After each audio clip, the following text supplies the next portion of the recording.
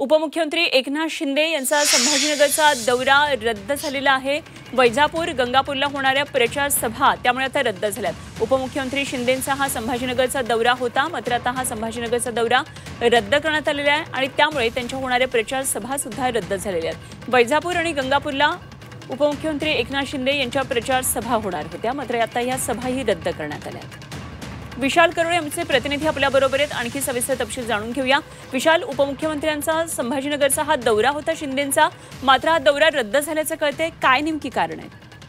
संभाजीनगरच्या दौऱ्याच्या माध्यमातून उपमुख्यमंत्री एकनाथ शिंदे आज शिवसेनेचा प्रचाराचा नारळ फोडणार होता। काल त्याबाबत सगळी तयारी सुद्धा करण्यात आली होती, मात्र आज सकाळी अचानकपणे हा दौरा रद्द करण्यात आला।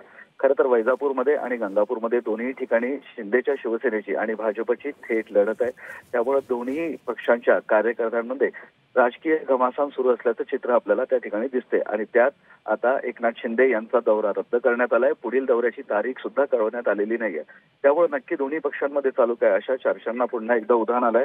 तुर्तास एकनाथ शिंदे यांचा संभाजीनगरचा दौरा रद्द करण्यात आलाय आणि पुढील दौऱ्याची तारीख लवकरच सांगण्यात येईल असं सांगण्यात येत आहे। अनुपमा, ठीक, विशाल, धन्यवाद दिलेल्या या सगळ्या सविस्तर तपशिलांसाठी।